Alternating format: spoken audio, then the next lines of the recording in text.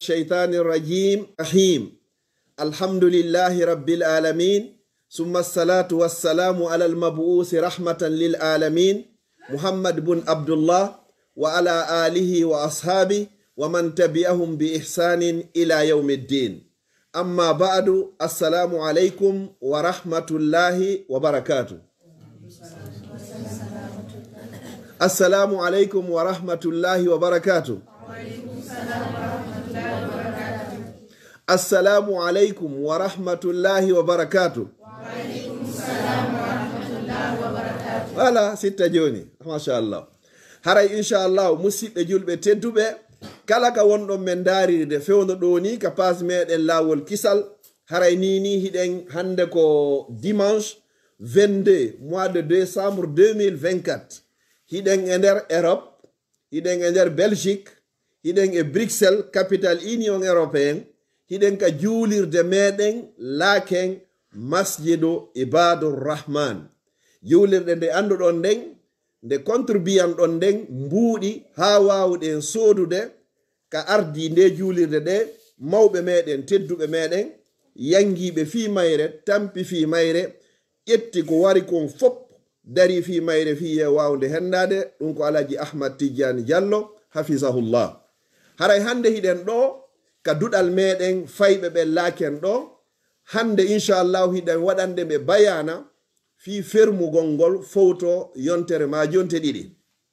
Haray hande non inchallahu ko kamɓe fayɓe ɓen tigi woni ko waɗanta en bayanaji ɗin ɗo ko ɓen tooli yeeso moɗon ɗo. Haray fayɓe ɓen ɓe arday ɗo goto goto hiɗen mari ɗo fayɓe 15 waɗanayi ɓe en bayana. Woɓɓe waɗanayi en bayana inchallahu fi qissa nelaaɗo sallallahu alayhi wa sallam. Woɓɓe waɗana en nafoore ko woni fi umra. Tammo on waɗanoya en ko fi honɗum sonnajo jombante. Nayaɓo on waɗanoya en gurdam meɗen ɗan après si en maayi ɓaawo mayde men nden. Goɗɗo waɗanoya en bakkatuji jeeɗɗi halkayɗi ɗin ɗi nelaaɗo sallallahu alayhi wa sallam yewti ɗin fi muɗum.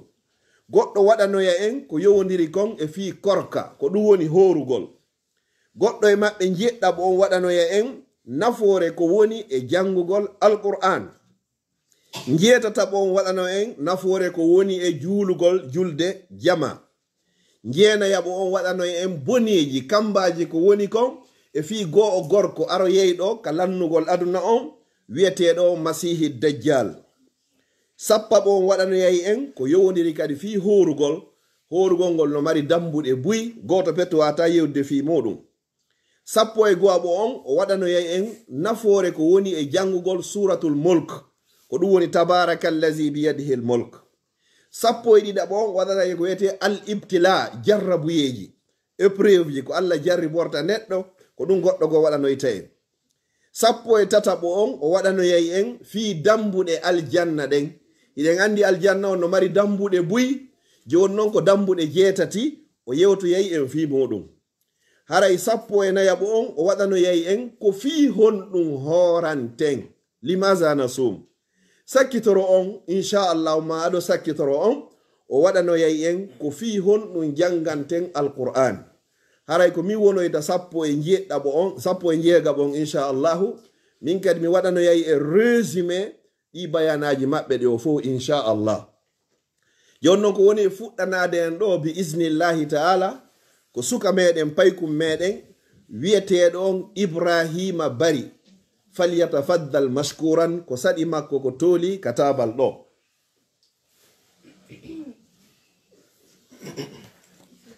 Bienvenue.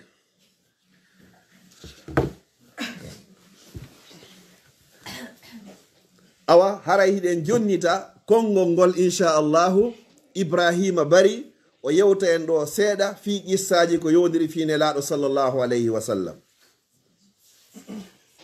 Bismillah. إن الحمد لله نحمده ونستعينه ونستغفره ونعوذ بالله من شرور أنفسنا ومن سيئات أعمالنا ومن يهدي الله فلا مضل له ومن يضلل فلا هادي له وأما بعد السلام عليكم ورحمة الله. وعليكم السلام ورحمة الله وبركاته. Haray hande ilan ɗo mi fillitan ton qissa nelaɗo muhammad sallallahu alayhi wa sallam sallam si inde nelaɗo wolama ko nu wiya ton amen nanari noon voilà si inde nelaɗo wolama onde innayi sallallahu alayhi wa sallam nam ko adi adi kon ko homboni muhammad sallallahu alayhi wa sallam nam ko nelaɗo sakkitaɗo nelede ɓuri ɗon moƴƴude e nelaɓe ɓen fof haray ko makka woni ko ɓe jibina bawi maɓɓe feƴƴinno hari ɓe jibinaka nene maɓɓe kadi feƴƴini hari ɓe hellifaka ko inite ɓen amina woni nene maɓɓe abdoullah woni babe maɓɓe ɓayi biro maɓɓe feƴƴini ko halifatu sadiya woni ko molini ɓe machallah wotiri noon ɓe wondi e bappa e mama soro maɓɓe wiyete ɓen abou talib non abdoul moutalib ɓe wondi e maɓɓe ha ɓen no feƴƴini ɓe wondi e bappa maɓɓe wiyete ɓen abou talib ko duuɓi 15 woni ko ɓe jombi nene kadija hari ɓen ɗon hiɓe mari duuɓi 40 nene kadija heɓani ɓe ɓiɓɓe 6 ko woni ɓen ko alqasim abdoullah zeynab ruqayatu kulsum e fatima machallah ɓe mo maɓɓe kadi wiyete ɗon maria heɓani ɓe inete ɗon ibrahim e nder ɓiɓɓe maɓɓe ɓen fof ko ɓe fof ɓe feƴƴinno aduna laaɗo si wona goto wiyete ɗon fatima on noon kadi ko lebbi 6 watti ɗon si o feƴƴini haray nelaɗo muhammad sallallahu alayhi wa sallam hari ɓe mari duuɓi 40 si ɓe nela ɓurana on tippina e nder duuɓi 23 suratuji 27 woni ko tippi 27 woni ko tippi e makka madina woni ko tippi e madina e nder duuɓi 10 suratuji 30 woni ko tippi e 76 tippi makka e nder duuɓi 10 13 e nder duuɓi 13 nelaɗo ko duuɓi 13 woni ko feƴƴiniri ɓe ɓe feƴƴini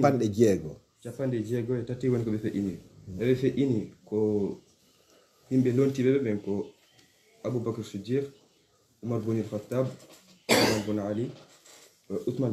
ousmane e ali machallah haray weltanike ibrahima bari inchallahu ko yewti en ɗo kon yo allah windanmo baraji wanna mo joddi aljanna haray faala ɓe yiɗi ibrahima ko oɗo woni yewtere nde hinamo ɗo assalamu aleykum haray hiɗen nodda e jiwo meɗen wiyeteɗon aissatou sow oɗo o yewtay en importance ko woni e waɗoygol umra tooli makko en andi oɗo waɗani en biographie nelaɗon sallallahu alayhi wa sallam ko honno ɓe innete yumma maɓɓe ko honno innete baba e maɓɓe ko honno innete ko hommo muyniniɓe ko duuɓi jeluɓe nulira ko duuɓi jeluɓe jombiri qur'ana on ko suratuji jelu ko jelu tippi makka ko jelu tippi madina ko ɗum ɗo fof waɗani résumé e muɗum yo allah yuɓma ko ɓuri moƴƴude e joddi inchallah joni ko aissatou sow woni yewtude en ɗo joni nafoore ko woni e umra faddali assalamu aleykum wa rahmatullahi taala wa barakatuhu wa aleykum ssalam wa rahmatullahi wa barakatuhu min ko aissatou sow minnete e hande ma fala anditingolon e anditingollan nafoore fi waɗugol umra on womo fala en anditude rappel de en ko honɗum woni nafoore waɗugol umra jente moƴƴa déjà nelaɗo mouhammadin sallallahu alayhi wa sallam no addani men hadis on ko firi ko kala on waɗuɗo hajjo ma umra on ko ɓe invité d'allah et duwaji maɓɓe ɗin allah jabaneɓe on dowa kadi andugol que julde goto ka julirde masjidil haram ko équivalence e 100 000 julde e julde goto ka julde Nelado Muhammadin sallallahu alayhi wa sallam ko équivalence à 1000 julde. Umra on ko fuɗɗata ko ka miqat, donc miqat on ko point de départ on ko waɗeten sacralisation, donc ihrama ka horɓinnotoɗen ɗon o faala wiwde ko ihram ji joyi woji ɗum ko Zul Hulifa, Al Juhfa, Yalamlam, Qarn al Manazil et Zat Irq. Donc gasi Belgique gasi den fala waɗde umran ko Al Juhfa waɗeten ihrama. Donc son hoti ka point de départ on ihrama. Point de départ on ko ɗum woni ka miqat ka on tigi horminoto ɗon o faala wiwde. Voilà, ko on doit wulugol labbayk allahumma bi umra. Donc intention fi waɗugol umra on. Worɓe ɓe mi doit waɗde ihrama, donc sabiji ɗin haddagol guuɗe ɗen et fuɗɗoɗon wulugol labbayk allahumma labbayk labbayk la sharika laka labbayk innal hamda wan ni'mata laka wal mulk la sharika la. machallah ha hoton ka julde masjidil haram. Worɓe ɓen ko a voix haute ɓe wolata ɗum ɗo, e rewɓe ɓen ko a voix basse. ɓe di worɓe ɓen ɓe townay kono rewɓe ɓen kamɓe ɓe townata. Donc si on hewti ka julirde masjidil haram, on fuɗɗoɗo waɗugol tawafa, donc 7 tours Kaaba on. tawafa on ko ɗum wanga gongol. Kaaba on ko ka nanoman dowa wonde. Après son gayni ɗum on waɗay julde ruƴƴugol darde ɗiɗi. ruƴƴugol darde ɗiɗi. Après non yaron ka jam zamzam yaron jam ɗan non obligatoire. Après non waɗon safa el marwa 7 fois. Après non worɓe ɓen ɓe dowa fembagol e rewɓe ɓen ɓe dowa hewtindirgol sukunduji maɓɓe nin ɓe taƴa seeɗa. Inchallah. Ne woodi sunna waɗeteɗo avant sacralisation, donc on ɗon wawi lotagol, ɗon wawi taƴugol peɗalji maɓɓe, worɓe ɓen ne wawi taƴugol moustache maɓɓe on, et voilà. Si on gayni ɗum ɗo worɓe ɓen ne wawi waɗugol parfum, mais rewɓe ɓen ɓe wawata waɗugol parfum. Et si on waɗi ihrama on doit taƴugol peɗalji maɓɓe manum bonne voilà.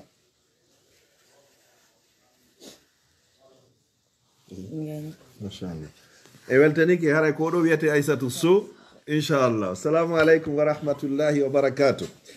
Aissatou ko yewti en ɗo ko yowodiri kon fi umra nafoore ko woni e muɗum, ko honno horminorte, ko honno waɗoyte, baraji ko woni e muɗum. wosa juuli waktu goto ka masjidul haram ko ɗum woni makka no fota waktuji guluje temedere, si tawi ko madina o fota wa wulure ko ɗum o expliqué en ɗo. yo allah o windanmo baraji waɗa joddi aljanna inchallah. haray si oɗo feƴƴi en nodday Mouhamadou Alpha Diallo, oɗo yewta en almisane fi peese ɗen.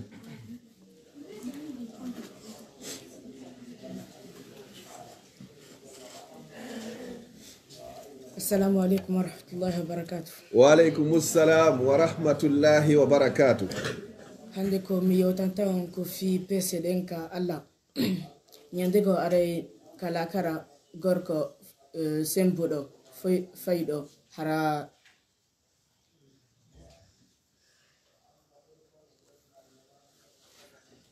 wo goɗɗo ara e yowmal qiyamati gorko hara himo sembi himo fayi himo janɗi moƴƴa moƴƴa noon. Mara o pesata ka balance Allah ɓayi hara ka leji ga hara waɗali ko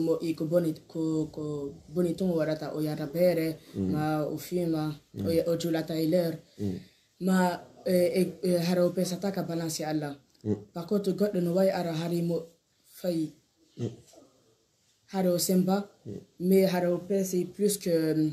sembuɗo ka balance Allah ɓay kanko ko watta ka aduna ga o juleyno e l'heure o janga Qur'an o horeyno o hajjeyno o ittino zakka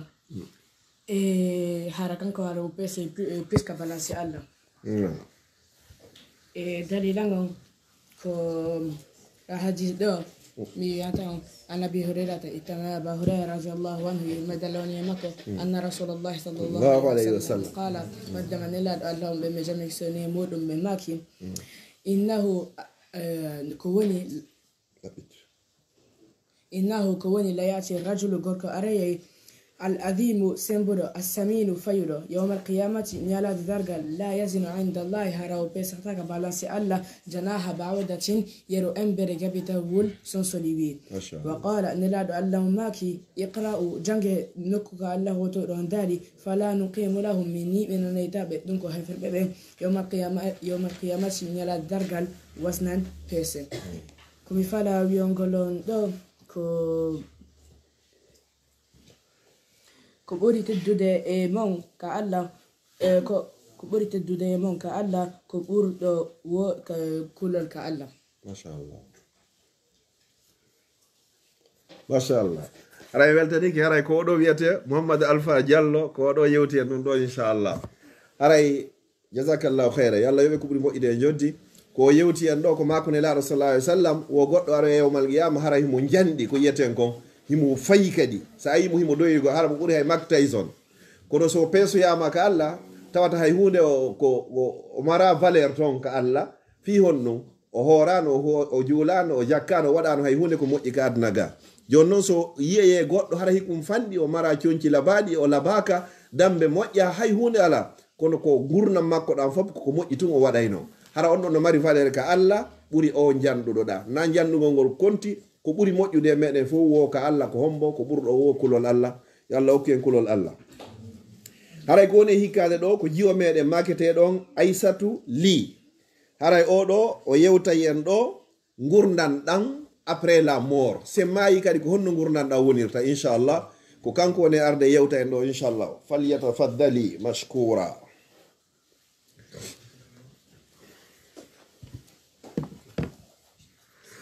السلام عليكم ورحمة الله وبركاته. وعليكم السلام ورحمة الله وبركاته. Aissatou Ly. Hande عليكم Gourdangal bawa mayde demoni harude. L'islam mon ok importance jana et Gourdangal bawa mayde den. Gourdangal kale diga woni au cœur de iman non ka l'islam. Et ko horol gol Allah. L'islam mon janna e kala hude no mal conséquences ka al-delà mais aborder sujet goto woni nyalade dargal woni centre l'islam ko nyande alla iminta may beben fo juge beb sono golleji mabbe ni ko so boni ko golleji mabbe ko be nyalade dargal alla immina en fo o nyaawa en golle ma moƴƴe den e golle ma bonde den ko dum woni yewde en mi adana yondo aya Qur'an goto أعوذ بالله من الشيطان الرجيم بسم الله الرحمن الرحيم يوم تبدل الأرض غير الأرض والسماوات وبرزوا لله الواحد القهار هل سورة إبراهيم verset 48 أولي يوم تبدل الأرض غير الأرض وبرزوا لله الواحد القهار سبحان الله هل signification où le jour où la terre se transformera en autre terre et que les cieux se fondront et les hommes seront rassemblés en une seule communauté. ñande leydi ni walli waylitorte hara nandi leydi ɗo kadi en fof meɗen daroyeɗe yeeso Allah subhanahu wa ta'ala har hay goto wirnanaki mo goto jogaki nden ñande na nene na baba na ɓeygu wona ɓiɗɗo wona koto wona jaaja wona kawu wona yaaye wona bappa ko daroɗoɗa o nden ñande yeeso Allah subhanahu wa ta'ala kono o tagirnoma noon avec golle maɗe. Suratul Tariq verset 9 yawma tubla sarair. Le jour où les secrets seront mis à l'épreuve et que l'homme ne sera ce qu'il a préparé. Iman nous base sur deux principaux. Iman et Allah, Nela Ben et Defteden. Et action pour le Wata, que ce soit comme Imakuboni, selon les enseignements du Coran et Hadith. Voilà. en weltaniki Aissatou Ly aray ko ɗo waɗi yewtere hinoma ɗo inchallah yo Allah windanmo baraji waɗa joddi aljanna barakallahu fik o yewti en ɗo en wattan hakkil haray fo en habbi ñalande dargal inchallah yo Allah tabintino en nde ñande haray ko woni hikka ɗon ko suka meɗen wiyete ɗon Ahmadou Diallo oɗo o yewtay en asabu'ul mubigat wo bakkatuji jeɗɗi halkayɗi ɗin ɗe ina ko saɗi makko ko tooli.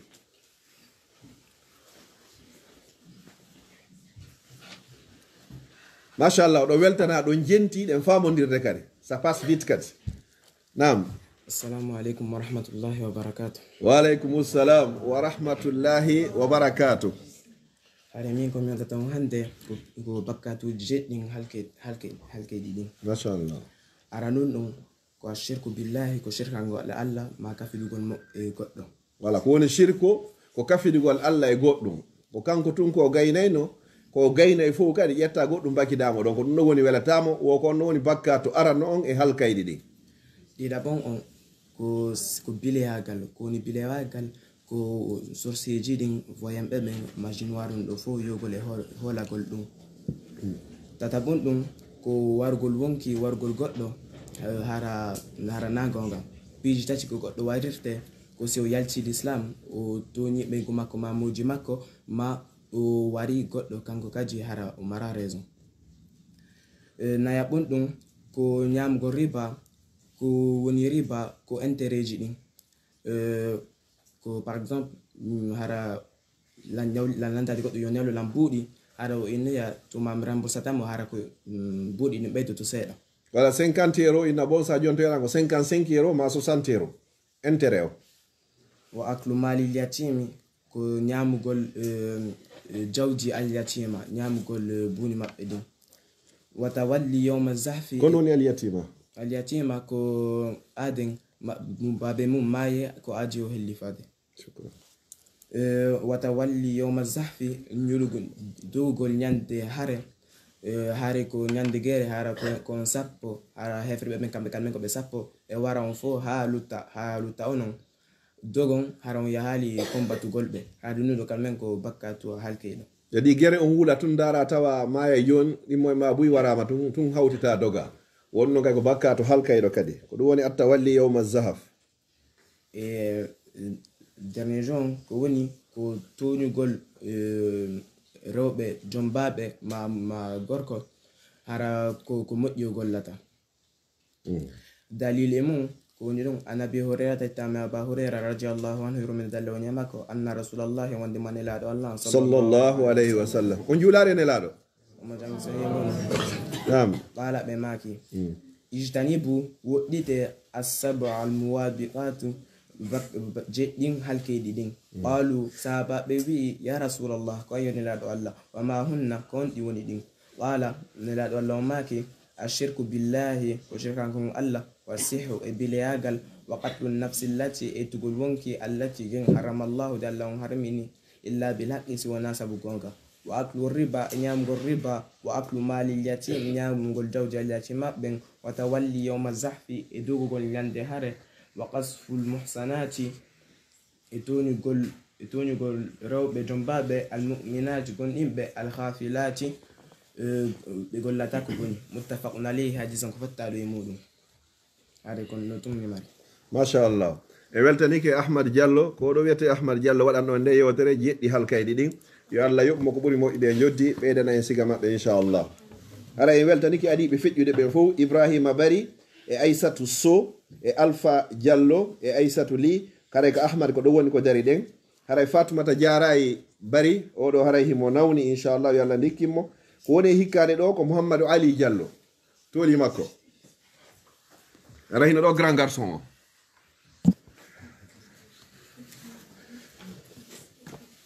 haray oɗo ko yewtata en ɗo ko fi honɗum sonnajo jombante siɗa jomboyde joni haray ko sabu piiji nan jombirtamo kala jombuɗo haray ko gotum e ɗiɗi o yewtata en ɗo woni ko o jombiri faddal Ali. Assalamu alaikum wa rahmatullahi wa barakatuh. Wa alaikum assalam wa rahmatullahi wa barakatuh. Comme il y a là un coffee honon sonna jojo birte. Non. Yo continue. Sonna jojo sabu piji na jombirte. Limali ha ko sabu jawji makko din. Wali ha sabiha e dambe makko din. Wa jamaliha idina makko kan. Jamaliha nyadi makko kin wali diniha idina makko kan. Fasfar bizati dini yo suba jwa madina kan fasfar bizat no taribat yadaka o hisay anna ila hara mashallah متوفى عليه حديث كو فتاد يمدو wala ko Mamadou Ali ni haray ko kanko waɗani en ɗum ɗo wo sonnajo ko jombirte ko piiji jelu nayi go'o sabu jawdi makko din sabu jawdi makko ni ɗayde jomba sonnajo jombiramo ɓaymo mari jawdi ko ɗum noon perti importance ma on e makko na kanko ko jawdi ni e on ɗum kadi dambe makko din e dambe makko ɗen e on ɗum kadi ngari makko kin e ngari makko kin hara mo laba moƴƴa non inna sina oɗo tumi wurata e on ɗum kadi wali dina e dina makko kan ko on wondi suɓoto dina kam yonti ƴettu dina kam fi on nu o hisay anna ilaha wisay adna e la kono waɗi wonti ƴetta jawdi nin tum parce que jawdi din lannay ndi lannay kono waɗi wonti ƴetta ngari kin lannay lannay dambe ɗen lannay kono woni lannata da dina kam ko dina kam machallah harane ɗo jomba o on ƴetta e sonnajo jooma dina hara on ƴettare sonnajo jooma ma jooma ngari ma jooma on ɗum walla ko ƴettete ko jooma dina kam fiyo no dina kam ka sansata a hisa e aduna e macha yallah hisin en merci alje haray wonɗo hikkade ɗon on ko Abdoul Aziz oɗo o suuɗike ko tabara diallo tabarak woni waɗande en ɗo yewtere ko wonɗum o yewtata en ko hawla siyam koko yowodiri kon e fii korka aray ko jiwa meɗen onni tabara diallo falyatafaddali mashkura ko saɗi makko ko tooli o weltanama moƴƴa sukaɓe no jenti no marsude kadi moƴƴa naam tabara diallo السلام عليكم ورحمة الله وبركاته. وعليكم السلام ورحمة الله وبركاته. هذا لا يوجد في سومايا. وما فعلا يوجد في سومايا في كلا سومايا هي وتارتا وفي يوم بريبارو كنه. نعم تبارا. Soumaya, il fait partie dans les 5 piliers de l'islam. Voilà, on a ni français ne wohi motawa et tuga le joyi de yeren ka l'islam hor gongo. Et qu'au numéro 4 ans. Wa kanko woni honno 4e pilier on ko dum woni tugalal naya bangal. Soumaya ko horogal.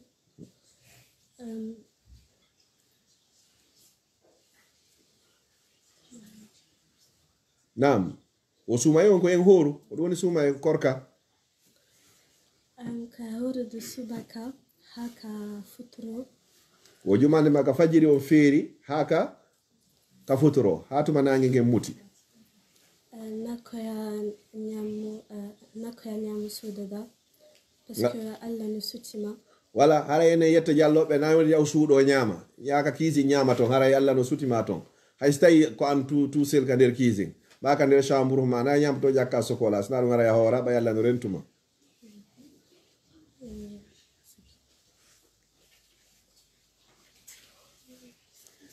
Tabara kalani betta sera masha Allah ay ko do wete Tabara Diallo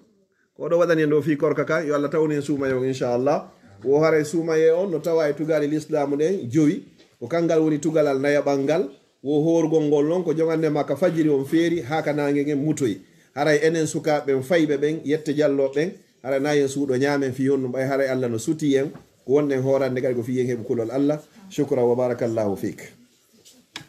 haray hiɗen nodda hikkiɗo ɗon on inchallahu Dalanda Diallo haray ko ɗo woni waɗande en ɗon yewtere nden ko yewtata en fi muɗum haray ko nafoore ko woni e janngugol alquran no andi qur'ana ko deftere Allah nden ko parole Allah on ko haala Allah kan non ko daalol Allah jon non ko honno heɓata nafoore sa jangi qur'an min landikema Dalanda. Assalamu alaikum. Wa alaikum salam wa rahmatullahi wa barakatuh. Haray inde hannde ko Mayama Dalanda Bari. Haray hannde min fala anditingol on e anditingol on nafoore siɗen janngude alqur'ana. Machallah. Ala noon ɗum janngol alqur'ana no moƴƴi ko haala Allah kan ɗiɗaɓum ɗum chaque lettre ko woni ko nder alqur'ana ko baraji sappo. C'est-à-dire chaque lettre chaque harfu goto mo jannguɗa hiɗa mari baraji sappo so ayni alif lam mim ɗon ko kalfe tati won ɗon halfere ɓe ɗa mari baraji sappo ɗon woni baraji jelu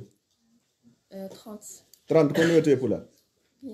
voilà wo anda yo capantati nam Donc, comme il conseille à tant que Django Al-Qur'an, Haisiko Aya Goto, Nafay Bui. Mashallah. Si hidden wala de kadi, ko ɓuri moƴƴude ko jangol ayata kursiw, Nas, Falak et Ikhlas l'habitati.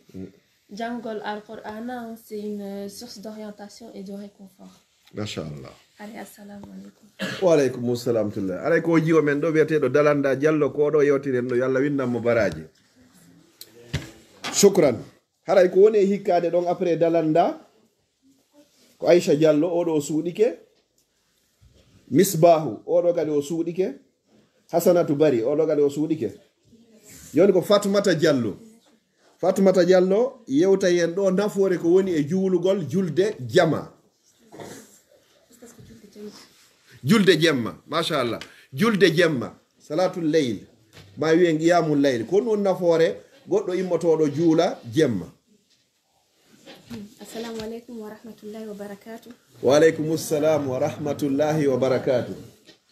Hare hande ko joɗɗinna yeso mon ɗo ko fi yewtugol on seeɗa fi julde jemmade nden. Mashallah. Ino recommandi en immo jemma fi juulugol tabuna no moƴƴi. Sen immi ke jemma juulugol heɓe baraji buy. Sen immi ke jemma juulugol yo il faut landoɗen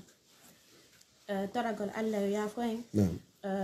Tubangol mo e landagol mo yo okkoren kadi piiji. Nelaɗo Muhammad sallallahu alayhi wa sallam. Nadan men dalil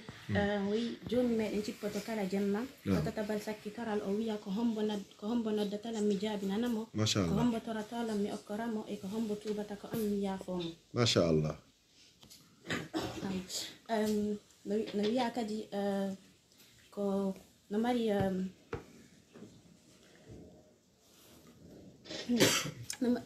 nder aljanna no mari chambre yimɓe mo toɓɓe jemma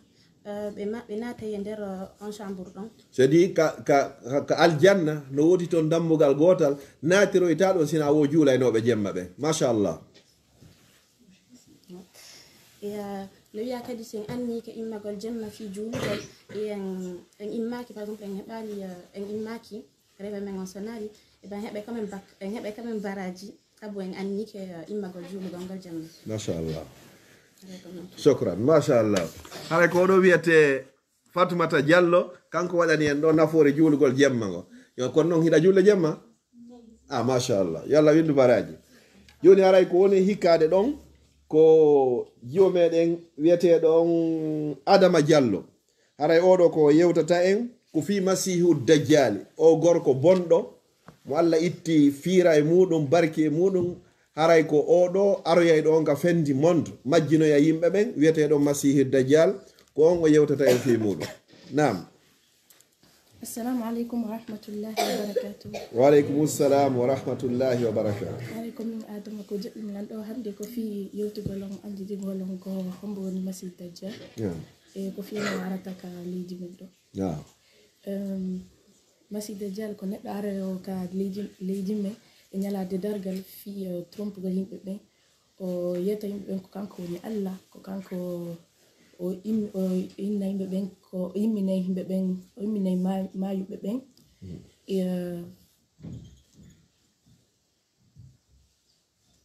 Masihu Dajjal ko aroyay ɗo ko aduna on lannata ɗon o inna ko kanko woni Allah o majjina yimɓe ɓen hande kadi o inna ko kanko woni Allah o wurnita mayɓe ɓen fo yiya o jonnama kala ko falla. Naam. Ko hitere wotere mo mari mo fanɗi e kattinde makko no windi kafir.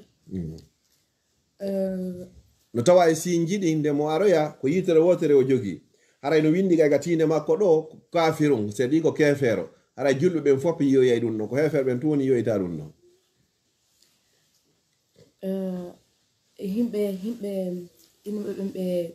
yahay avec Masihu Dajjal hara kamɓe ko hitte gen habbiɓe parce que Masihu Dajjal ko neɗɗo bonɗe ko fenowo kadi. Après aray annabi Isa mo aray fi warugol mo ɓe fotto e Palestine fi Isa waramo Palestine.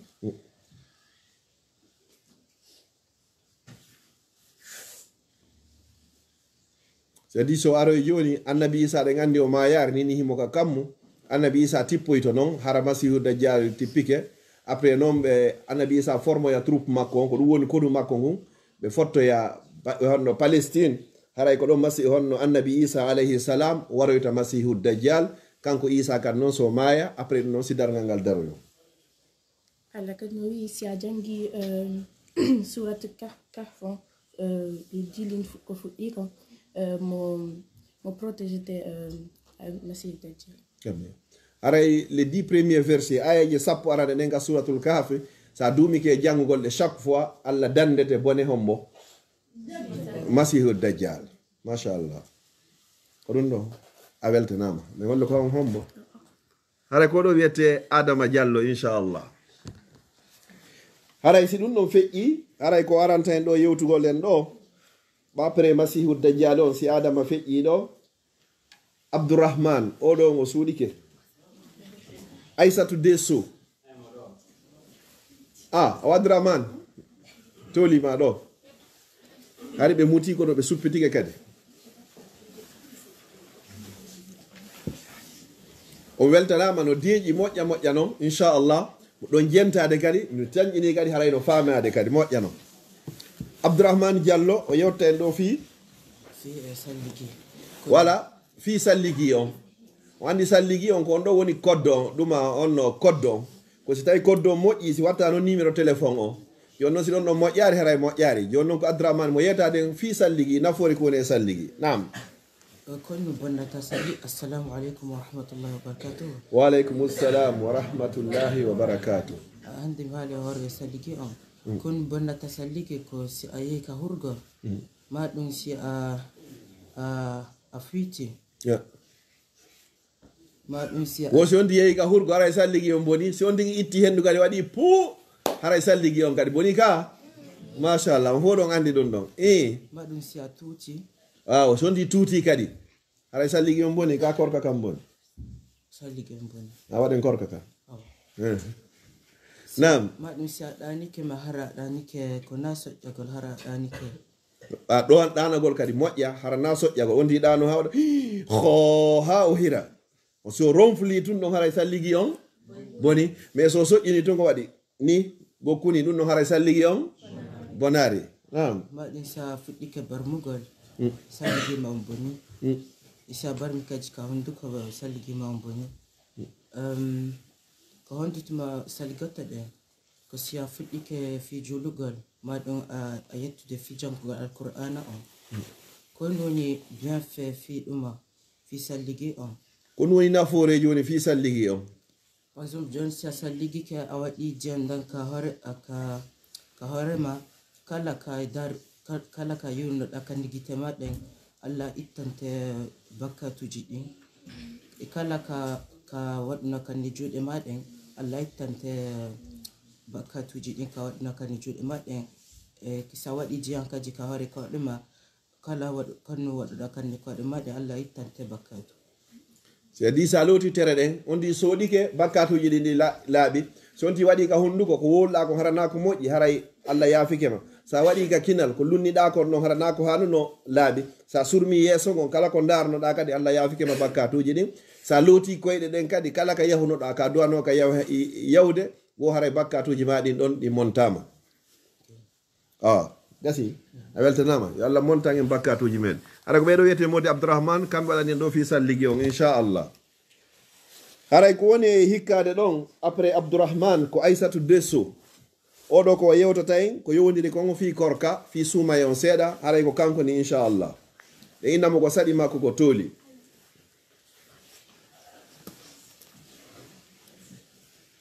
assalamu aleykum wa rahmatullahi wa barakatuh. wa aleykum salam wa rahmatullahi wa barakatuh. Handira fala on andi tungol onon e min ko honno feƴƴirte suumaye bénéfique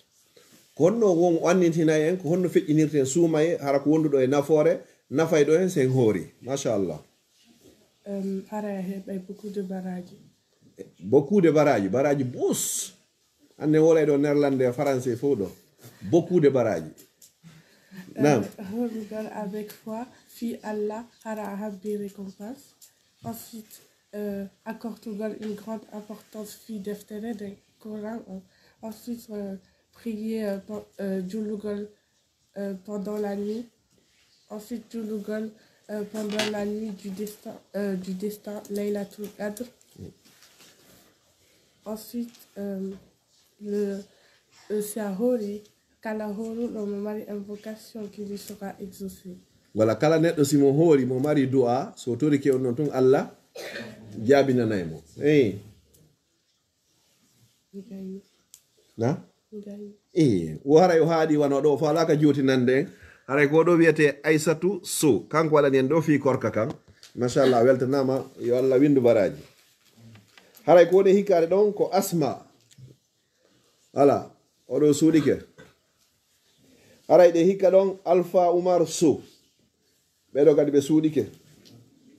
ɗen watta ɗon Khadijatou Sow ko tooli oɗo ko yewtata en ko fi suratul mulk o andi suratul mulk no tawa e suratuji ɗin 114 joni hingol wondi e nafoore moƴƴa ko ayaji 50 ngol jogii jentoɗen nafoore maggol ko Khadijatou Sow yewtata en ko. Assalamu alaikum wa rahmatullahi wa barakatuhu. Wa alaikum assalam wa rahmatullahi wa barakatuhu. Indi anden ko Khadijatou Sow. Hande mi fala andin dingol mon nafoore ko woni der suratu al-mulk. Mashallah. Suratu al-mulk ko suratu capan jego e jeɗɗi ka alqur'ana ko ayeji capan tati woni e mum ko makka de cippina ko fi hon ɗum Allah cippanide ɓay yimɓe ɓen ka sayi Muhammad sallallahu alayhi wa sallam na Allah ɓe rewayne ko sanamu ko hon ɗum ko statue et donc ça dire ko shirku ɗum ɓe waɗayno surat on divisé en plusieurs parties première partie on ko laamu e doole Allah tammun ɗum ko taguli Allah ɗin wano kammuli ɗin layɗele ɗen mumunteji ɗin et troisième partie on ko rentingol ñande ndargal rentingol c'est avertissement en français suratu al-mulk cippina fi walloygol yimɓe ɓen ka gumɗingol Allah kala on Muhammad sallallahu alayhi wa sallam wi kala on janguɗo surata al-mulk aɗo yoɗanade o heɓay barke mum wano kala on janguɗo suratu al-mulk o lettoytake ka qabru makko o wonay intervention ñande dargal o heysay ñande dargal et o heɓay archike e dow mum archike ko prospérité wano bien-être richesse sécurité etc. machallah machallah machallah ay goɗo woni Khadijatou Sow inchallah kanko waɗani en ɗo nafoore suratul mulk on yo Allah ho windanmo baraji inchallah en andi ko suratugol tippingol makka haray kadi ko yonti janngugol kala nde hino waalo sa janngingol Allah on dandete lette gabru o dandama kadi fitna yawmal qiyama o arsikama kadi kala duumiɗo e janngugol ngol ngol tefanoyoymo kadi yawmal qiyama haray koye hunjongol moƴƴo janngengol hay sa hunjakingol fonta janngangol nde hiɗa waalo sine wota ko ɗon chaque fois haray koye a janngugol tabarakallazi biyadihi lmulku wa huwa ala kulli shay'in qadir ha ngol yaltoya ko ayaji 50 barakallahu fiki ya Khadija haray ko woni hikkade ɗon ko Fatmata Ramadana Ba oɗo ko yewtata en inchallah ko fi al ibtila ko ɗum voilà ko fi jarrabuye ɗin épreuve ji ɗin ko Allah jarri ɓorta neɗɗo inchallah faddal mashkuran toli. Assalamu alaikum wa rahmatullah. Wa alaikum assalam wa rahmatullahi wa barakatuh. Min komi wolantan ɗo ko fi jarrabuye ko ɗum woni épreuve ji ɗin inchallah et importance d'être patient durant l'épreuve ye wonu muññiɓe si tawi épreuve ji ɗin ari Allah jarribike en wo haray ko ye muñño gila wuruɗen en nana yimɓe no hinna Allah n'éprouve que ce qu'il aime nun non koye itta koye nder hadis yo ko itta ɗo ko Bukhari machallah ça a été rapporté par Abu Huraira le prophète Mohammed sallallahu alayhi wa sallam nous dit si Allah no falana goɗɗo ko moƴƴi o jarribaymo no ari kadi ko nder deftere alqur'ana on Allah nous dit ولنبلونكم من الخوف والجوع ونقص من الأموال والأنفس وبشر الصابرين ما شاء الله والثمرات وبشر الصابرين ولنبلونكم من من جري براي من جري براي بشيء هند من الخوف إمرد كلول والجوع هاجة ونقص من أوتنا من الأموال جولة جمون والأنفس إيونكي إنساجير ما هم ما يوبي والثمرات دين c'est les fruits des arbres et ça c'est dans la sourate Baqara verset 155 Jarabouye ça touche que ce soit Jul Ogon Indo Man Jul Omogon Ina si exemple imaginons Jul Ogon Indo Hara Mogon Ini et Allah no fala mo yugol ko aljanna mais hara ses bonnes actions sont moins que les mauvaises actions qu'il a pu commettre dans sa vie. Allah addanay mo jarrabouye pour le laver de ses péchés et lui accorder le paradis. Allah wadnay mo jarrabouye hara ko addani mo dinnon ko juldo ko fiyo laabu e bakkato. Machallah. Mais nous l'on arrivo si tay gon in il fait preuve de patience et surtout arrivé en c'est un jarribama la plupart du temps on va dire nous l'on à cause de ko a ibi ko ibi que Allah no hinni inna Allah no min ala kulli shay'in qadir et pijaro ɗiɗin fof ko e an iwata teddi sen jarribama en yettata en yiltiten ka Allah ko ina ko oɗo waɗilan ko oɗo waɗilan e hille Allah ko woyni Allah ko waɗa ɗo kala hunde ko hattan ɗo kala hunde c'est-à-dire kala ko heɓuma joni ko immu ko ya innu ko immorde ka Allah na ya felu goɗɗo na ya accuse personne machallah himɓe buy jarra ibno jarrabi avant men c'est un etti tum prophète men wano le prophète Nuh sallallahu alayhi salam o jarri bano ɓiɗɗo makko parce que ɓiɗɗo makko gonɗinano le prophète Lut tawi kankadi ko ɓeygu makko c'était le temps où gorko e gorko tawi yo jombidir e tawi kanko ko ɓeygu makko wonno ko andinta jama kanko on gonno complice on hande kadi yettono si woɓɓe arino joni hoɓɓe arino ko annabi no Lut kanko yettono yimɓe ɓen woɓɓe ari ton hande kadi fi waɗu ko boni le prophète Yunus on ɗon kadi o jarribano yo lingi moɗumo machallah le prophète Ibrahim on ɗon o jarribano yo waru ɓiɗɗo makko en l'égorgeant et le prophète Mohammed sallallahu alayhi wa sallam on ɗon o jarribano o heɓano tawi ko nani non o jarribano déjà ɓiɓɓe makko ɓen fof sina Fatima mayuno ado makko et c'était un orphelin ko aliyatimajo o heɓani laaɗo sallah sallam ko o heɓa tawi baabe makko feƴƴinino tawi mo jogui 6 mois ka nder reedu ɓiɓɓe makko ɓen kadi fof maayi e gurdam makko sina goto wiyeteɗon Fatima on noon kadi ko lebbi jeego waɗi après prophète on ɓe maayi si ɓen on fof les prophètes qui sont aimés d'Allah si eux tous ils ont été éprouvés nous êtres humains c'est inévitable c'est dit si tawi ɓen annabaɓe moƴƴuɓe fof ɓe heeɓi ɗin épreuve ji ɗon ɓe jarribama hara enen kadi mara choix en mara solution hay ko be enen kadi heɓen épreuve ji hande kadi machallah no ari dalil ko alqur'ana suratul baqara si trompaki ne Allah innuno am hasibtum أن تدخل الجنة ولما يأتكم مثل الذين خلوا من قبلكم مستهم البأساء والضراء وزلزلوا حتى يقول الرسول والذين آمنوا معه متى نصر الله ألا إن نصر الله قريب ما شاء الله وهن ينسك إناتي كو الجنة هرين جرباك وانو هم أورونو ببن أفامن أرونو ها نولادو هم أقول إم أبن hinni mata nasrullahi ko honde tuma woni ballal Allah ngal Allah inni ala inna nasrallahi qarib fame ballal Allah ngal ko pattingal machallah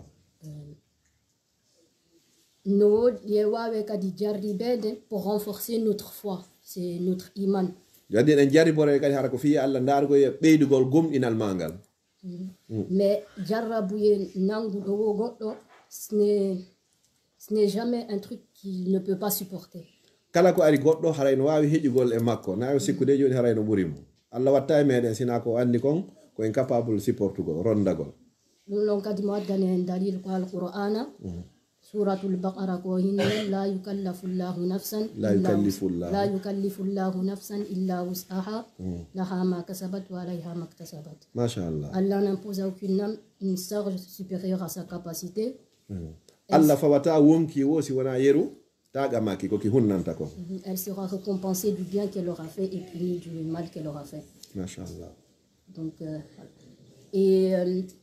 si woniha en jarribama parfois aroyay ha hinne en jarribama ay Allah hiɗa en. C'est ce qui est important de jangugol alqur'ana ko jangugol mo famiramo et utilisiramo. Si en jarrimama ha hinni en jarribama ay Allah hiɗa en anditen ko Allah hinnuno en ko hinnuno ka le prophète Muhammad sallallahu alayhi wa sallam ma wadda'aka rabbuka wa ma qala. Mashallah. Jomi ma anyalima o seytina nalima. Aroyay kadi ha ego wiya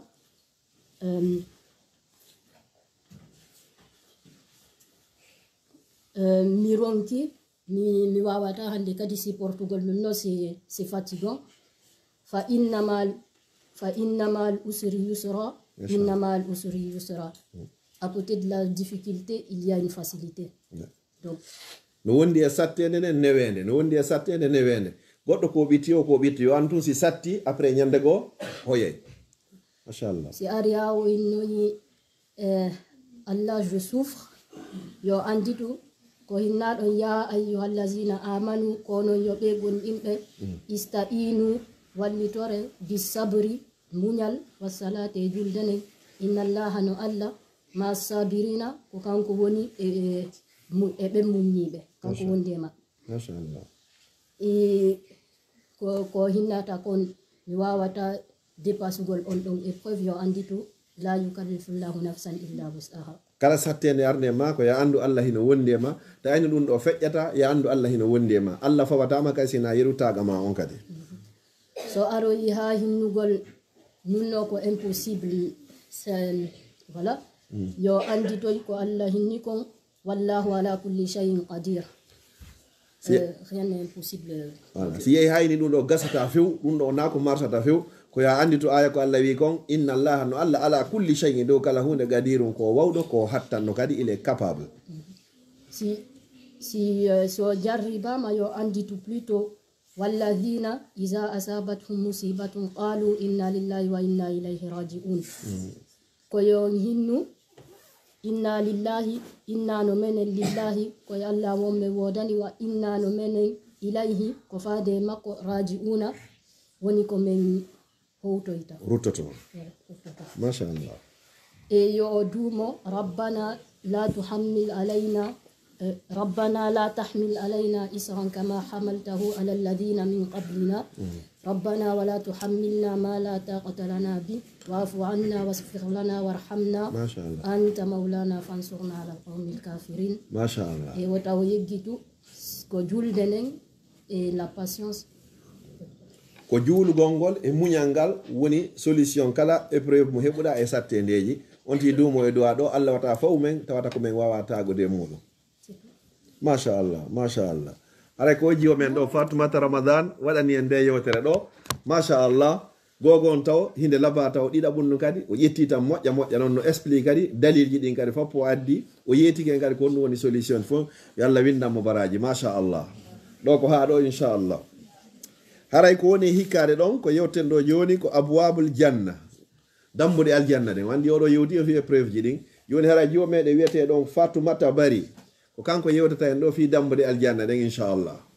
Barakallahu fik ya Ramadan. Assalamu alaikum wa rahmatullahi wa barakatuh. Wa alaikum assalam wa rahmatullahi wa barakatuh. Aw hande kom fala on andintingol men litina hore ko sabu say in sacci andintugol motivation heɓe motivation ko golliren no rewiren Allah par quelconque moyen faut naturer aljanna sella jabbi. Mashallah. Yalla okay fu aljanna. Amin. Yalla okay aljanna. Amin. Minanari. Yalla okay aljanna. Amin. Amin. Mashallah. Naam. Fala ta fuɗɗorde hadis ko min jangguɗon ko maami ko oustaz an abi hurayra taytama aba hurayra radiallahu anhu yurmedalla woni makko anna rasulallahi sallllahu alayhi wa sallam qala wondema ndellaɗo allah mo jalli kisimo maki la taqumu sa'atu aroye sa'i hatta yamura rajulun gorko ayroye be kabari rajuli hara mo jogi kaburu goɗɗo fa yaqulu o wiya ya laytani makanahu taw hara ko mi woni ka kaburu makko ko woni o hadis ɗo ko innugol ton jiɗni sattay ha hara ɗen fala hara en fuu en mayino awla fuɗɗade noon anditugol porte paradis ji ɗin kaw fuɗɗorani en ɗon joni aroye ka fendi monde ko aduna o lannata ɗon yaha ha satta hara wuuro ka hoore leydi satti ha tigi tigi on goɗɗo noon feƴƴiroye gaburu musidɗo makko mo surruno ko neeɓi hakke ko tawata ka hoore leydi ga satti o ina hanino o yelo hara mo suweti ko kanko wonno ka nder gabru ton hara o mayino o surranoma hara ko wonɗo ton on lutti hande kadi ka aduna mi sikki hara satti si yehi ha goɗɗo yeli ke yo maayu ka machallah nam fuɗɗoto la porte du paradis dab as-salat bafangal ko natirete egal bafal ko yimɓe juuleno ɓen hara ɓe ƴetteno tan waɗugol salligi maɓɓe on say noddinawu hara ɓe jogiti salligi maɓɓe on ɓe yaha ɓe juula ɓe watto concila baɗi ɓe yaha ɓe juula yeeso allah hara no woni koye leer hara feƴƴale leer makko on hara kadi no woni ɓe timmini fof hara ɓe timmini fof deuxième porte du paradis ko sadaka dambugal arananga joni no woni dambugal wiyetegal assalat natiroytano sina salligotoɓe timmina salligi kadramani yewti en ɗa kon joni après noon ɓe juula kadi e leer hara na accugol ha waktu on fof feƴƴa ɓe juula e leer ɓe timmina ruku e sujudu on fof ko ɓen noon dambugal to wiyete babu sala nam no woodi kadi dambugal ko sadaka ɗum ko yimɓe jonnano ɓen sadaka on hara ɓe ƴettenno par exemple hara naka sumayi tum ɓe ƴetta ɓe yaha ɓe waɗa course ɓe naɓanna voisin ɓe maɓɓe ɓen ɓe yaha ɓe yiya famille ɓe maɓɓe ɓen ɓe yiya malade ɓe ɓen ɓe yaha ɓe jonna buuɗi fiyo par exemple mosquée yo créé ma ɓe jonna diyan la meilleure des aumônes no woodi kadi dambugal ko hajju dambugal hajju sika ko aissatou haaduna kon no woodi kadi dambugal ɓenno ko horoɓe ɓen hara ɓe horoɓe ɓen déjà ko sumayi ɓe ƴettoɓe ɓen par exemple horoɓe ɓen 3 jours durant le mois maɓɓe hoora lundi et jeudi koni kon sunna no woodi kadi bafal jihad on yewɓe ɓen maayi fi protége gongol dinal islamu kam kañum manna e bafal fi jogiiɓe ɓen a sabre wonoɓe ɓen patient kañum manna ɓe contre la colère ɓe maɓɓe ɓen hara ɓe monotako muñiɓe ɓen muñiɓe ɓen e hara ɓe accana yimɓe ɓen ɓe waɗa miséricorde no woodi kadi hadis no min jannguno annabi hurayra taytama aba hurayra radiallahu anhu yurmetala wonima konna rasulallahi sallllahu alayhi wa sallam qala ma la yarhamu ono mo yurmetaki yimɓe ɓen la yarhamu allahu yurmetaka mo muttafaqun alayhi hadis on ko fottaɗo men no woodi kadi bafala tawba waɗaɓe ɓen bakkat ɓe hara ñande be ñande hiɓe regreti ɓe ya ɓe tuubude ɓe tuubande allah e sakkitol bafal gangal ko bafal dicro haaloɓe ɓen fi allah jantoto ɓen inde allah hara ɓe haale fi allah yande be ñande voilà waɗani en dambuɗe ɗen o fuɗɗori dambugal fi julde nden waɗi dambugal ittugol sadaka o dambugal e waɗugol jihadi e dambugal horugol woni ɗo nayi ka e dambugal hajju woni jowi e dambugal honno jihadi e dambugal horoɓe ɓen e dambugal jantoto ɓen inde allah woni dambuɗe jeetati ɗe dambuɗe ɗo ko ɗe ɗo woni dambuɗe ɗen ka aljanna joni sa tawaka ka julde ko ya wakkilo taweɗa ka sadaka sa tawaka ɗon ko a tawe ka korka sa tawaka ɗon ko a tawe ka hajju sa tawaka ɗon ko ya tawe ka horoɓe sa tawaka ɗon ko ya tawe ka jokkayɓe en ɗamɓe sa tawaka ɗon ko ya tawe ka jantotoɓe inde allah ɓe joni noon ma wakkiloɗa taweɗa e fop majje ma heɓa ko fanɗi oɗe de inchallah barakallahu fik ko fatumatina ko ɗo waɗani e yewtere nen ɗo fi ko yowodiri kon e fi e dambuɗe aljanna ɗe joni ko woni e hikkade ɗon aray ko suka meɗen wiyeteɗo on e Hasan Diallo oɗo ko yewtata en limasa na suumu ko fi honɗum wonɗen horande joni wandi woɓe yewtiken fi horugol ngol nafoore ko woni e muɗum kon joni noon oɗon lanare ko fi honɗum horanten limaza nasum. Assalamu alaikum wa rahmatullahi wa barakatuh. Wa alaikum assalam wa rahmatullahi wa barakatuh. Il a fallu en dire des filles on horanten donc c'est ce que l'indiquant fait non horanta avant mojabadi. Voilà, bientôt les moƴƴa bientôt à partir le 28 février ma 1er mars haray ko go suumaye inchallah 2025 jonno si goɗɗo landike ma ko fi on ɗum horante par ce que ene hiɗenge leyɗe julɓe lani e leyɗe tawatana julɓe ina ala ñamude ala yarude nane woɗa yewti en ko jogande ma ka nangue ngen ka fajiri on feeri ha nangue mutoya jonno ko fi on wonɗa horande ko ɗum o faala répondude ɗo mo jabanade en question ara non ko fi horante parce que ko Allah inni voilà ko Allah inni en hooru et d'abord un hore woni fi holugal Allah ina hidimo te sa hidi goɗɗo ina wawadde kala ko mo yinni fi holugal mo ina yidimo ɗiɗi tati on un hore woni fi wawugol innugol o te sa i ñamete on yeso ma inni o ñamatamo parce que alon sutilan te sumayon feƴƴi a waway te sumayon feƴƴi a fuɗɗike wadde bakkaton a wawa innude plus facilement o mo watta bakkaton parce que Allah no reni ɗon machallah na yabo on sumaye on no holli nafoje fi ɓandu ɗum fi reedu ɗum fi wonande fi ɓandu ɗum fof machallah e sakkitorowo on fi andugol nema ñamete on par ce que tesi iɗa mari goɗɗum a watta antude nema makko on tasno a jogitaki iɗa wawi antude nafoore mum on machallah ay ko ni a weltanama ara ko ɗo wiye Hassan Diallo ko ɗo waɗani en ɗo ko fi honɗum horante voilà o inni en hoore joni fi en hulu Allah ɓay hiɗe yiɗimo ko yamiri en kon fi kadi ya woɗɗide ko boni kon kadi ya yi ñamete on o ronka waɗugol ko ɓay hiɗa yiɗi Allah résumé ɗum ɗo fof ko wonɗen horande la allakum tattagun ko fi on heɓi kulol Allah sa heɓi kulol Allah a hoori fi on no goto watama settanade hiɗa hoori si wona Allah hara hikkiɗo ɗo gon inchallahu ko sukame wiyeteɗo Mouhammad Diallo kankadi o yewta en ɗo goɗɗo waɗanino en ɗo ko fi on importance janngugol alquran kanko ɗon ko fi on ɗum janganten quran limaza naqra'u alquran oɗo yewti en ko fi on ɗum horante oɗo kay nafoore sa jangi quran haray ko honɗum heɓete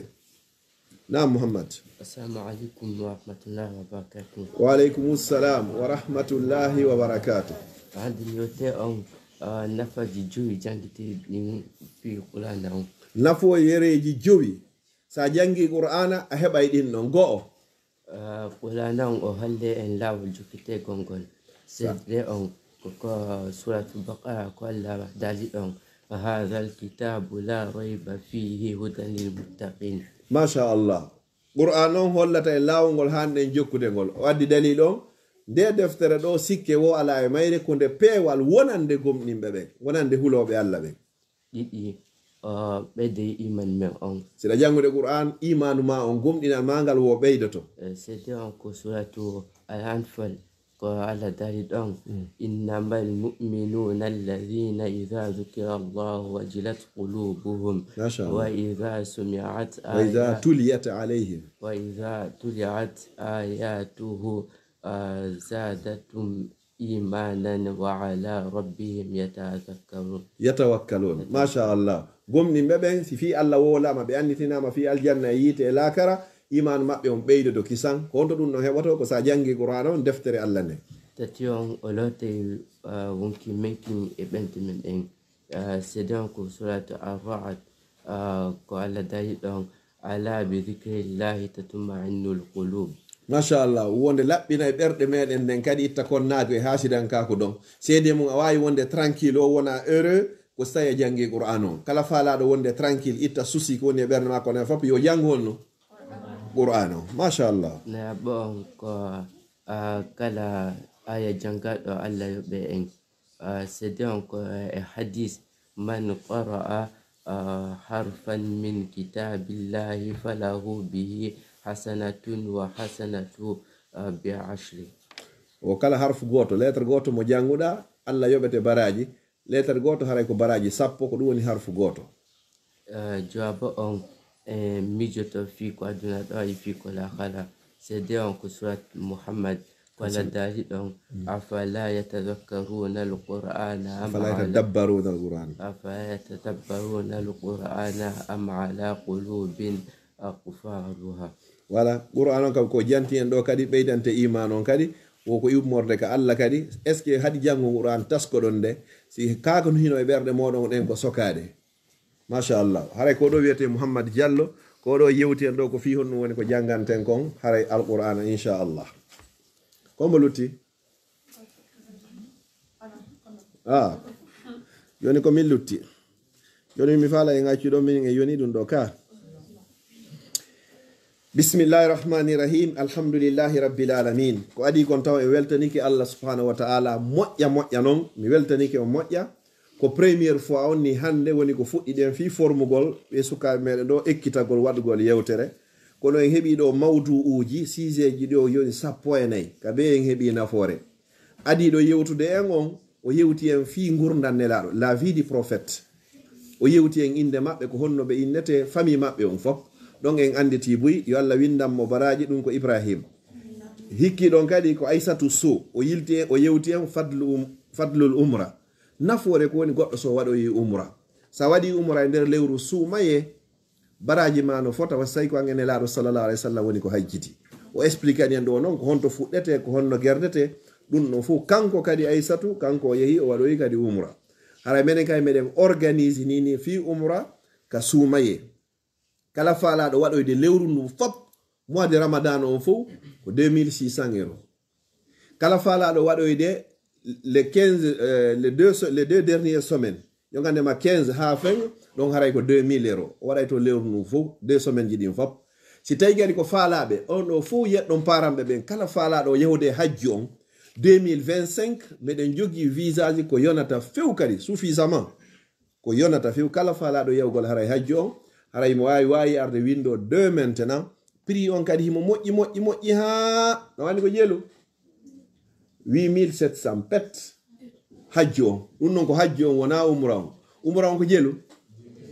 2000 si tawi ko les 10 derniers jours si tawi ko mois on fof 2600 si tawi ko hajji on ko jeelu 8700 kala faalaɗo ɗumannade yo adduki sans passeport on o windo inchallah e weltaniki Aissatou Sow ko hikki ɗon weltanoɗen Ali o yeeti en kadi ko fi onno sonnajo jombante nafoore molnande ɓay onon ɗo sukaɓe fof ñande goo on jombay onon jiwɓen kadi on jombete joni onon sukaɓe so yahoyi jomboygol ko jombirton debbo ko sawi mo jogui caractére ji jelu nayi simo laba jombumo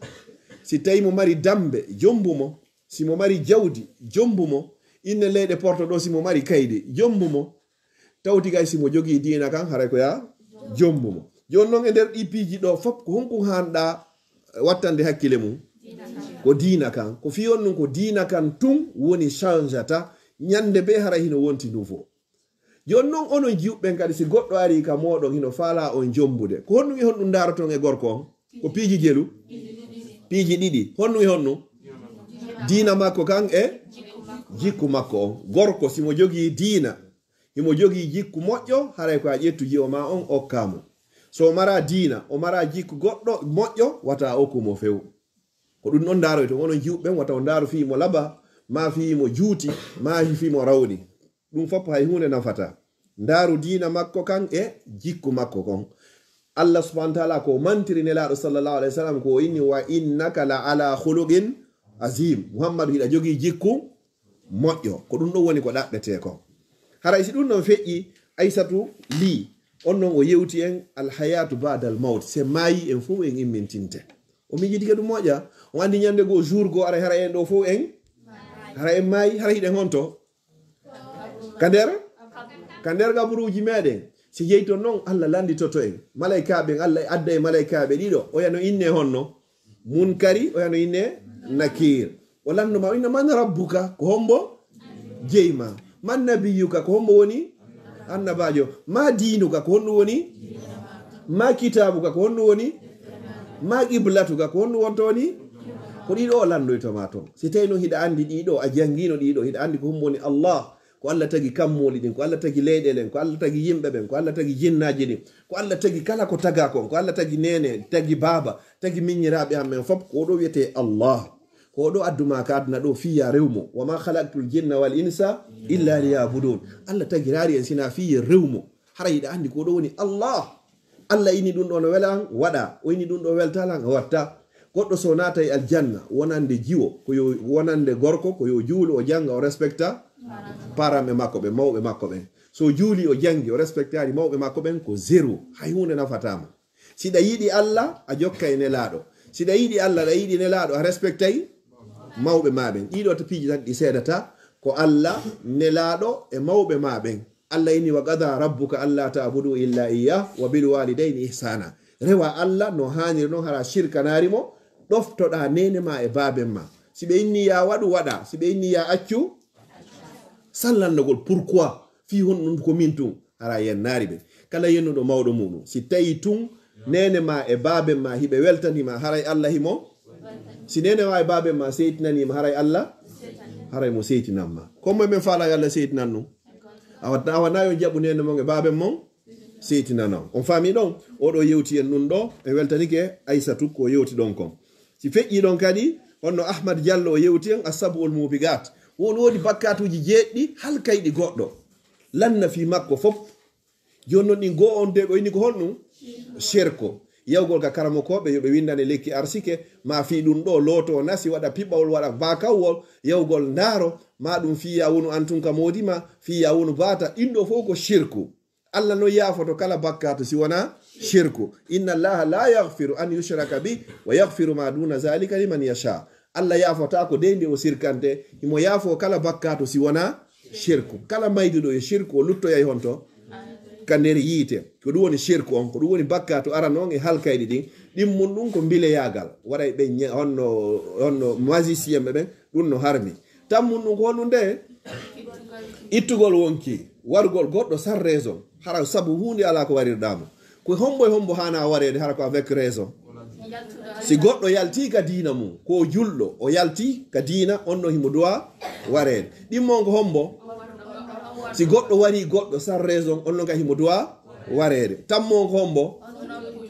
kala jamfiɗo hara ko jombuɗo ma jombaɗo o jamfike modi makko ma o jamfike ɓeygu makko on ɗo ka hara himo dowa warede nayaɓum ko honɗum e bakkatuji ɗin o inni ñamugol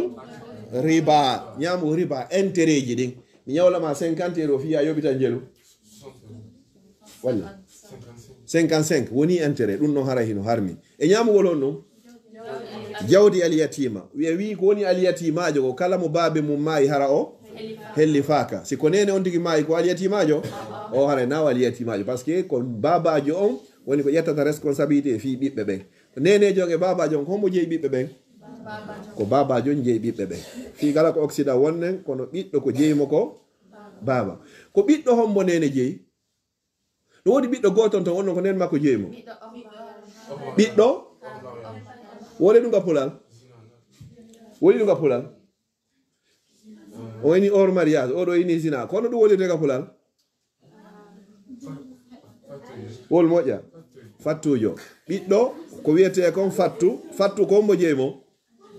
ko nene makko jeeymo to ande kay wona baba makko to par ce que baba makko wujjo sina ɗum ɓiɗɗo heɓaɗo e dewgal légal sunna e farilla haray ko hombo jeeymo o baba makko si tawi noon on tigi heɓama hara hors de mariage haray on noon ko jeeymo ko nene makko wiɗen kadi toñugol ɓeygu mum ma toñugol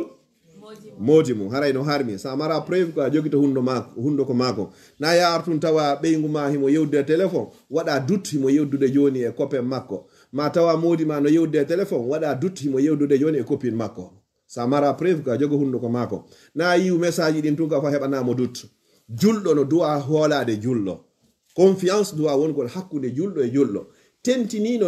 noon hakkude couple ko confiance on woni ñande confiance boni o haray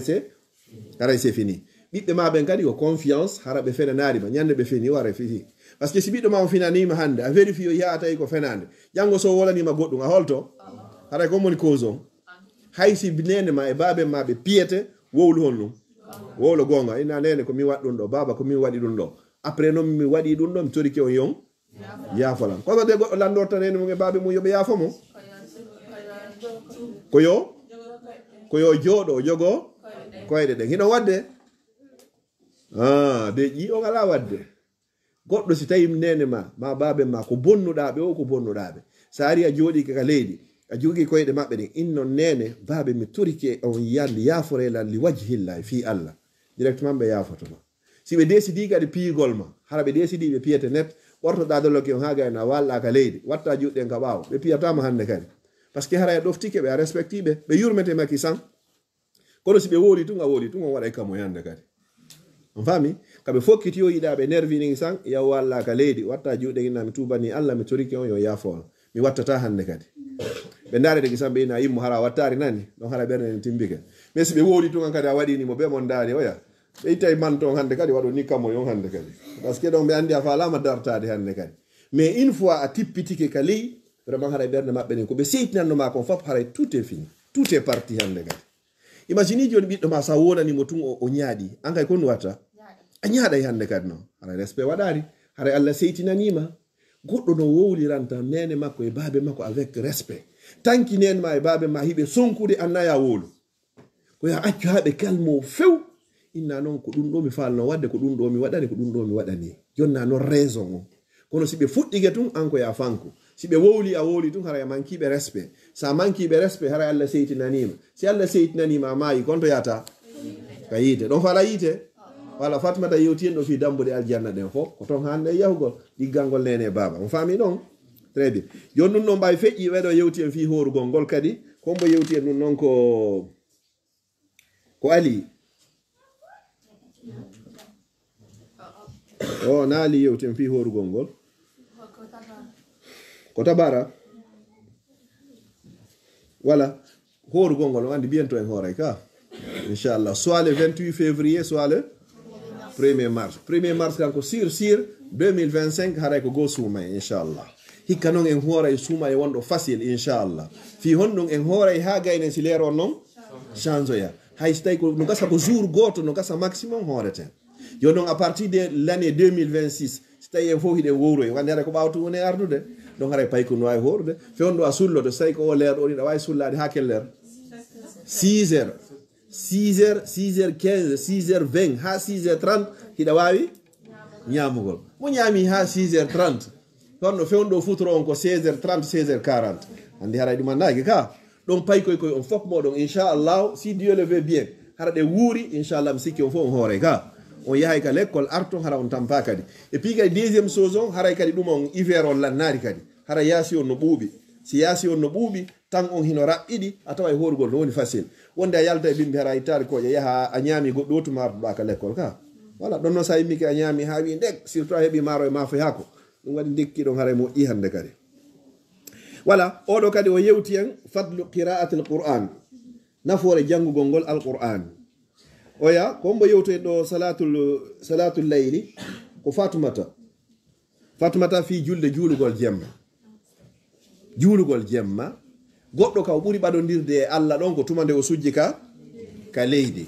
julde ɓurde e moƴƴude nden si tawi waktu farillaji ɗin les 5 priére feƴƴi ko juulugol jemma kadi hara nafiloji ɗin ka nder suudu on tigi ko ɗum o yewti en ɗo sa immike ni jemma ñande be ñande Allah subhanahu wa taala o yiway ka 7e ciel dow to ko arche makko o ara ha yo kam mo ɓadiɗo en ɗo o landa inde ko homboye mo mari haaju qui a besoin de quelque chose o torolam mi jonnamo ko hombo huli goɗɗum o torolam mi dandamo ko hombo waɗi bakkatu o torolam mi yaafomo ɗum ko tous les jours ñande be ñande jono so tawi hara hiɗa juulde ɗon a toriki Allah o pardonama péché ji maɗi o hokkama ko faalaɗa kon kadi ko huluɗa ga kon kadi o dandama mais c'est pendant la nuit si tawi ko ñalorma wonɗa juulde peut être no gasa ko wonɗa waɗiri ko fiyo inni goɗɗo yimɓe inni o kaari o juulay mais sa immike jemma foppo waalike ɗum hara kon immorɗa ko fi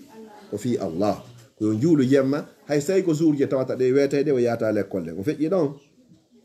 voilà wiyeteɗo adama o yewti en masihu dajjal yo ɗo ɗon andi se gayni juulugol en waɗi tayya on en waɗi salatul ibrahimiya on en inna allahumma inni a'udhu bika min azabi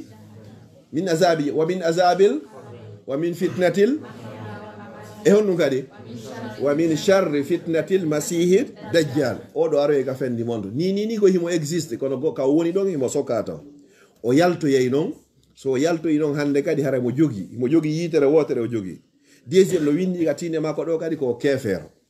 o yahay kadi e leydi ni fop ko nokkel ɗiɗi woni o hewtoyta honto makka e madina ko ɗiɗo woni o natoyta hande kadi so yahi ɗiɗo ɗiɗi o tawa malayka ɓen no ayni makka e madina ko ɗiɗo woni o wata nadde muɗum joni noon o majjinoya yimɓeɓe mo jogui mbuuɗi euro dollar kala ko falɗa landiɗamo o jonnete mais à condition ko ya rewmo o inna e kanko woni Allah waɗa joni wara o inna joni tel personne o landuma o inna kono baben ma wiyete inna ko tel inna baben amma yino neeɓi o immintina ɓe yiya net ɓe immike andi hara no weeli hoolade ka voilà ko ɗum noon o waɗoyta noon o majjina yimɓe ɓen après noon Isa annabi Isa alayhi salam iɗon andi o ma yaari ka ko ɓayɓe falanoma warde Isa Allah ƴewnimo ka kammo o ƴewi haari mo mari duuɓi jelu 33 ans ko ƴewi mari 33 ans ndemo tippoyo kadi haare mo mari jelu 33 ans kadi o tippoyo noon hande kadi o forma troupe yi molanangi ko ɗum molanango o combata contre hombo Masihid Dajjal o wara Masihid Dajjal wona quelque temps kankadi o maaya wona quelque temps après noon hande kadi honno adna on lanna tippagol Masihid Dajjal on ha Allah tippinoya Isa kombaji ɗin fof waɗa ko ƴettata ko combien nango 40 jours on 40 jours ɗon noon jour goɗɗo no gasano fota wa joni wa 40 ans ƴette tan moƴƴano Masihid Dajjal noon c'est dit so inino joni hande mo faala yawde lagine yeru ko watta ni 5 secondes hara o hewtoyi ton hara o mari on pouvoir ɗon Allah no joni mo pouvoir ji ɗin fop sina moƴƴuɗi ɗin fet hande kadi joni noon ɓa yimɓe ɓen tout le monde woni corrompi hande kadi mo jogui mbuuɗi piiji ɗin fof no woodi mo jonni o hande kadi jokkamo joni noon Masihid Dajjal o wara noon fi sofugol hande kadi yimɓe ɓen kadi Isa sokra merci marsa jaga ɗon sifude moƴƴa Isa noon aroya hande kadi fi sofugol ɗon julɓe joni noon oɗo yewti en ka suratul Kahfi les 10 premiers versets ji ɗin ɗon sa hunjiki ɗi a jangga ɗi chaque fois Allah dandete bone Masihid Dajjal plus du'a mo watten on ka nder julde Allahumma inni a'udhu bika min azabi jahannam wa min azabil qabri wa min fitnatil mahya wal mamati wa min sharri fitnatil Masihid Dajjal nayo yegitumo few ko yawɗa salmingol o ko ya jangumo voilà goɗɗo kadi aroy ɗo wiyeteɗon Kajjatu So simi yeggitari o yewti en fi suratul mulk tabarakallazi biyadihi almulk wa huwa ala kulli shay'in allazi khalaqa almauta liyabluwakum ahsanu wa huwa al-azizul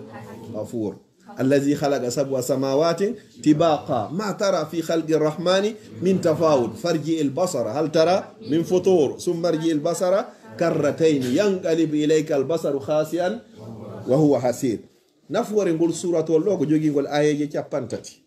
sa jangi ngol tous les jours Allah dandete ko wiete ko lette gabro sa walu ka der gabruma malaika be ngari suratul Baqara Allah wadu ngal formu neddo si be sotike ba tun kangol arta intervena ko ina wata memo wolo do parce que ono hewno ko jangay no suratul Baqara no way wastay kadi suratul mulk suratul mulk shukran on jarama sila jangay no tabara suratul mulk sono be sono gol dandete lette den ka der gabru gol dando yama lette den kadi yawmal qiyama sa jangi ngal solo be sono kadi Allah yanyay arsike ma on kadi gol dande de kala problème ji jonno so tawi a yeggitay gol ne hida walo na nati gol jang tous les jours da fala wa jangol bimbi jangangol kikide sida fala kay ka wonda o yettu janga suratul mulk ko buri e mojjude déjà ko ya jangol ha hunjodangol si dun non feƴƴi Fatmata Ramadan ba o yewti en ɗo ko ɓuri sattude kon ko wiyete kon al ibtila jarribede e ɗo fop ala mo jarribetake mo be heɓay souci hum probléme ji ka muɗo e hoore muɗum maka ɓiɓɓe ma ka ɓeygu ma ka nene ma ka baɓe ma ka famille ma ka entourage ma ɗum ka l'école ɗum ɗo fof ko ibtila épreuve ji jom Allah non inni wala nabluwannakum bi shay'in min al khawfi wal ju'i wa naqsin min al amwali wal anfus wa bashshiris sabirin kala ko arma hande kadi ko ya muñño inna qaddara Allah wa ma sha'a fa'al si tawi koko welay ma heɓuɗa inna alhamdulillahi allazi bi ni'matihi tatimmu salihat si tawi ko heɓuɗa ko welatama inna alhamdulillahi ala kulli hal joni noon ko honum waɗata solution ma on ko piiji ɗiɗi ko a yaw salligol ha moƴƴa juula darɗe ɗiɗi torɗa Allah yo Allah ittane si tawina ko welayma juula darɗe ɗiɗi inna yo Allah ittane ko ɗum Allah o inni aya qur'ano ya ayyuhallazina amanu koyno yo gomne ista'inu bis sabri was sala muñal e juulugol muñal nga ko woni patience on tigi muñño juula toro Allah itta e kisan o yewti en ɗo piiji buyno masha Allah harayno laaɓa moƴƴa no Allah windamo baraji on fof moɗon ala mo heɓata preuve ka l'école hakkunde famille on maɗum so hegotoyi ka jombegol ma jombugol hara yi worɓe tato nayo ɓe fof ɓe ara ɓeyna ɓe fof ɓe falama heɓa ambrade suwane ko ɗo mi yettata kako oɗo ko ɗo mi yettata kako joɗo joni noon nelaɗo sallah sallam waɗani en règle on si gorko ari ka moɗon honnu darata e makko jikku makko on e dina makko kam onon worɓe kadi son faaloyama jomboygol goɗɗo ko piiji nayyi jombirte mais kon fof suɓoytoɗa ko dina makko kam ɗiɗo hande kadi ta ƴettiroye gorko fi himo laba himo juuti himo raɓɓiɗi ma ko manoken ma rewndu no janɗi non peu importe ƴettirmo ɓay himo mari jikku moƴƴo himo mari dina honno taribat fasfar bisati dini taribat yadaka sa suɓi kewɗo tun anin soyta yeeso inchallah ɗum noon feƴƴi fatmata bari o yewtoy en dambuɗe aljanna ɗe en ɗo fof gonɗum faala ɗen résumé ɗum ɗo fof ko fiyen heɓoy honnum daɗe yiite joni noon ni en dambuɗe aljanna ɗen koɗe jeetati no wotton dambugal to ko fi juulay ɓen hiɗen juulde machallah yo Allah naado en ɗon dambugal gon ton ko fi ittayɓe sadaka ɓen ɗen yidde sadaka bo yo Allah naado en ɗon kadi dambugal gon ton ko fi hoorayɓe ɓen hiɗen hoorde ɗen duwa hoorde wonde lundi e jeudi ma ɗum sappo e tati sappo e sappo joyi ko ɓenta kon ayyamul bid le jour blanc sa hoori ɗen ɗon 3 baraji ma no fotawa sa hoori un mois par ce que jour goto mo horuɗa égal à 10 jours joni noon 3 jours ça te donne 30 jours dans le mois enen julɓe ɓen ko soit 29 jours ma 30 jours enen en mara 31 jours koye wakkilo hay so tawina chaque fois surtout fewɗo ka horugol weeli fiɗo koya wakkilo hoorade sa hoori kadi jour en gaynigoy ça ne reste que 2 minutes sa hoori kadi ñallal gotal hara ko fi allah woɗɗintinoyte e yiite ngen embere ka yarete duuɓi 70 ans kono 70 ans wiyete pulal capanɗe jeeɗɗi imagine noon capanɗe jeeɗɗi 70 ans sa heeɓi 10 jours woni jelu 140 sa hoori 3 jours